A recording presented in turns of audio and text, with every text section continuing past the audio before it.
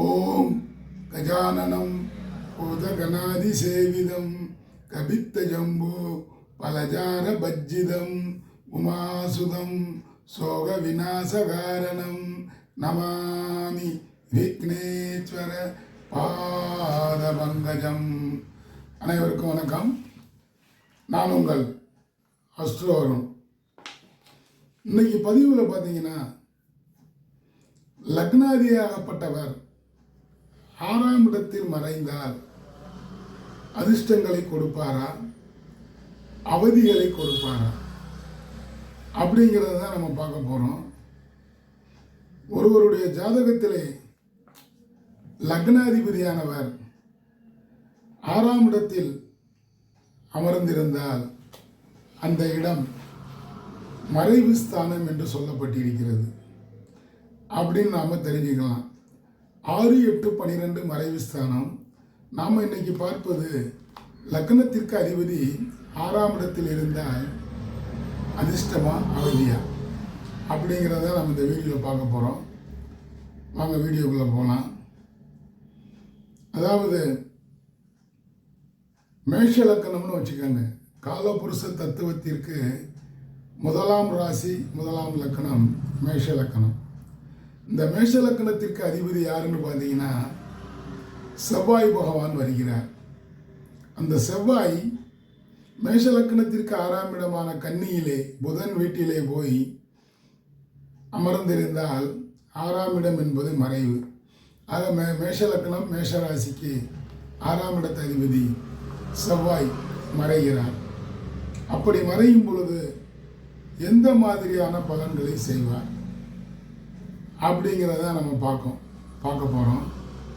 கன்னியில் போய் உட்கார்ந்துருக்கிறார். கன்னி செவ்வாய் கடலும் மட்டுமே அப்படின்னு சொல்லி வச்சுருக்காங்க. 6ஆம் இடம் என்பது மறைவு ஸ்தானம். மேசலக்கணத்தின் அதிபதி செவ்வாய் 6ஆம் இடத்துல போய் உட்கார்ந்தா வலுவலந்துடுறார். இதைத்தான் கன்னி செவ்வாய் கடலும் வற்றும்.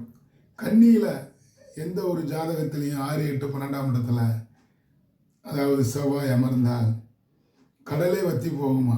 எவ்வளவு பணம் வருமானங்கள் வந்தாலும் கையில் நிற்காது. கடலில் கரைத்த பெருங்காயம் போல் பணங்கள் கரைந்து போகும் அப்படின்னே சொல்லிடுறாங்க. 2வது மேஷ லக்கணம் 6ஆம் இடத்தில் செவ்வாய். ஆக சஷ்டாங்க தோஷத்தை அல்லவா ஏற்படுத்தி விடுவார். யோகம் என்றால் பெறுவது, தோஷம் என்றால் இழப்பது. நான் பலமுறை சொல்லிக்கிட்டே வர்றேன். ஆக 6ஆம் இடத்தில் செவ்வாய் அமர்ந்தால் எப்படி அந்த ஜாதகரால் அதிர்ஷ்டங்களை பெற முடியும், அவதிகளைத்தான் பெற முடியும். இந்த ஜாதகர் இப்படியாகப்பட்ட அமைந்த ஜாதகர்கள் லக்னம் லக்னாதிபதி 6, 8 அமர்ந்து விட்டால் யோகங்களை பெற முடியாமல் அவர் கஷ்டப்பட்டுக்கிட்டு இருப்பார் அப்படின்னே சொல்லிடலாம். கன்னியில் அமர்ந்த செவ்வாய் சித்திர நட்சத்திர காலில் உட்காந்துட்டா கொஞ்சம் தப்பிச்சுக்கலாம், கடுபலன்கள் குறையும். ஏனென்றால் சித்திரை செவ்வாயின் சாரம் அல்லவா. லக்னாதிபதி சாரம் வாங்கி இருந்தால் சற்று அவதிகள் குறையும். மாறாக உத்திரம் அஸ்தம் காலில் நின்னா அவதிகள் உண்டு. அந்த ஜாதகர் வாழ்க்கையில் பெரும் சரிவை சந்திப்பார். தேவையற்ற பிரச்சனைகளை போய் மாட்டிக்கிட்டு அப்புறம் மன உளைச்சல் அதற்கு ஆளாவார் அப்படின்னு சொல்லிடலாம். 6ஆம் இடம் பாருங்க, அது எதை பற்றி சொல்லக்கூடிய இடம் என்றால் ருண ரோக சத்துரு. 6ஆம் இடம் என்பது கடனை பற்றி சொல்லக்கூடியது. கடனை வாங்கிட்டு கட்ட முடியாமல் கஷ்டப்படுவார். அத்தியாவசிய தேவைகளுக்கு வாங்கலாம், நல்ல செலவுகளுக்கு வாங்கலாம். ஒரு வீடு கட்ட போகிறோம், ஒரு வயல் வாங்க போகிறோம், ஒரு வாகனம் வாங்க போகிறோம், அதை வச்சு சம்பாதிப்போம்.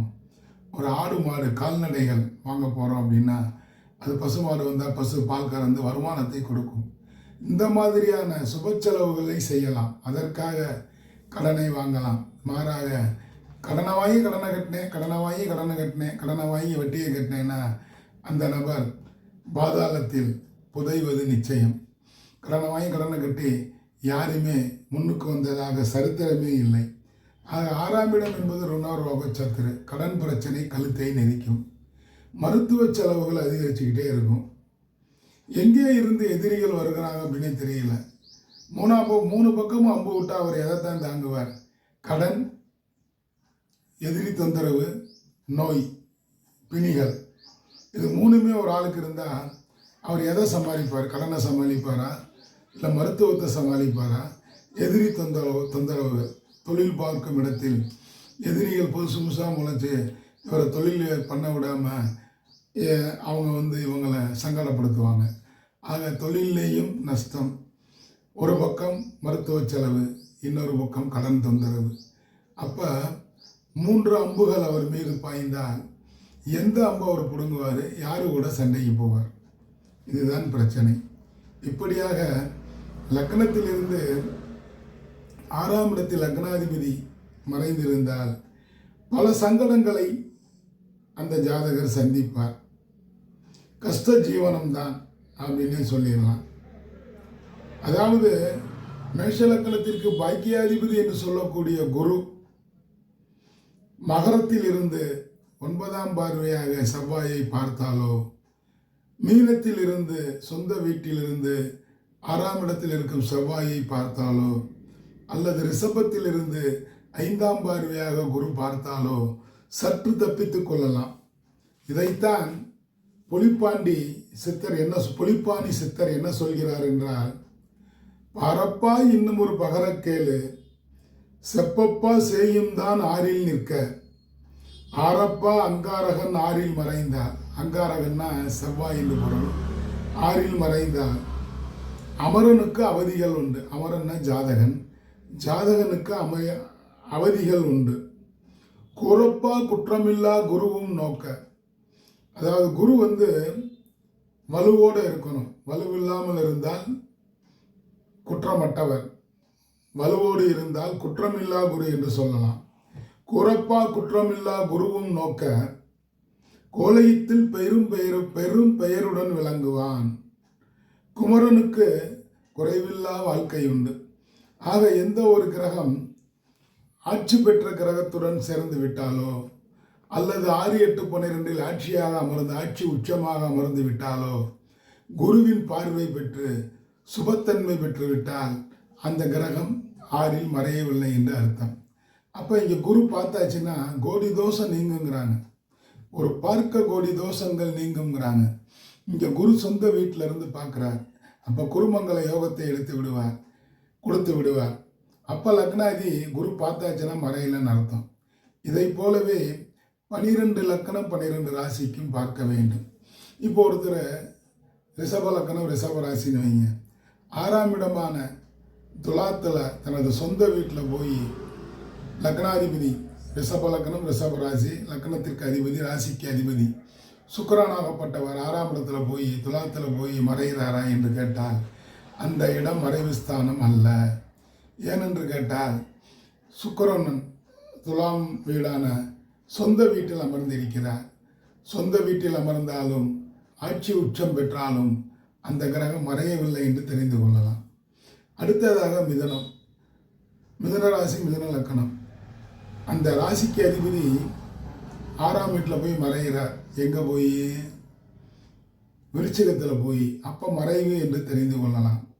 கடகம் 6ஆம் இடம் சந்திரன், கடக லக்கணம் கடக ராசி, அங்கே போய் தனுசில் போய் மறைகிறாருன்னா மறைவு தான். அப்போ அவதிகளை கொடுப்பார். சிம்ம ராசி சிம்ம லக்கணம், 6ஆம் இடத்துல சூரியன் போய் மகரத்தில் போய் மறைகிறார். மறைவு தான். அடுத்து கன்னி 6ஆம் இடமான கும்பத்தில் போய் அந்த லக்கணத்திற்கு அதிபதி புதன் மறைகிறார் என்றால் அங்கே நட்பு ஸ்தானத்தில் தான் இருக்கிறார். இருந்துட்டாலும் மறைவு தானே, சற்று அவதிகளை கொடுப்பார். துலாம் லக்கணம் 6ஆம் இடம் குருவின் வீடான மீனம், அங்கே போய் அந்த லக்னாதிபதி மறைகிறாரா, உச்சம் பெற்று விடுகிறார். அப்போ மறைவு ஸ்தானம் அல்ல. அடுத்து 8வது ராசி விருச்சகம், செவ்வாய் 6ஆம் இடமான மேசத்தில் போய் உட்கார்ந்துருக்கிறார், ஆட்சி பெறுகிறார். மறைவு ஸ்தானம் அல்ல. அடுத்து 9ஆம் இடம், 9ஆம் வீடான தனுசு, 6ஆம் இடமான ரிஷபத்தில் போய் உட்கார்ந்துருக்கிறார். மறைவு தான், அவதிகள் உண்டு. அடுத்து 10வது ராசி மகர ராசி. 6ஆம் இடமான லக்னாதிபதி சனி மிதுனத்தில் போய் உட்கார்ந்துருக்கிறார். மறைவு தான். அடுத்து கும்பம். 6ஆம் இடமான கடகத்தில் போய் லக்னாதிபதி சனி உட்கார்ந்துருக்கிறார். மறைவு தான். அடுத்ததாக 12வது லக்னம் மீன லக்னம். குரு பகவான் 6ஆம் இடமான சிம்மத்தில் போய் மறைகிறார் அப்படின்னு தான் அர்த்தம். இந்த ஒரு சில கிரகங்கள் ஆட்சி உச்சம் பெற்றால் மறைவு இல்லை. அப்படி ஆட்சி உச்சம் பெறவில்லை என்றால், சுபர்கள் பார்க்கவில்லை என்றால் 6ஆம் இடம் என்பது மறைவு ஸ்தானம்தான். அவதிகளை கொடுப்பார், அவஸ்தைகளை கொடுப்பார். 6, 8 சஷ்டாங்க தோஷத்தில் அமர்ந்தவர்கள் வாழ்க்கையில் மேலோங்கி வருவது சற்று போராட வேண்டி இருக்கும். ஒரு இடத்த பிடிக்கணும்னா 1க்கு 10 தடவை போகணும். போராட்டமான வாழ்க்கை என்றே சொல்லிவிடலாம். ஆக 12 லக்னத்திற்கும் அந்தந்த லக்னாதிபதி 6ஆம் இடத்தில் அமர்ந்தால் மறைந்து விட்டார் என்ற அர்த்தம். ஆட்சி உச்சம் பெற்றால் மறையவில்லை என்று எடுத்துக்கொள்ளுங்கள். அப்போ 6ஆம் இடத்தில் மறைந்தால் அதிர்ஷ்டமா அவதியா என்றால் அவதிகளைத்தான் சந்திப்பார் என கூறிக்கொண்டு, இந்த பதிவு உங்களுக்கு பிடிச்சிருந்தா சப்ஸ்கிரைப் பண்ணுங்கள், லைக் பண்ணுங்கள், ஷேர் பண்ணுங்கள். மறந்துடாமல் பெல் ஐக்கானை கிளிக் பண்ணுங்கள்.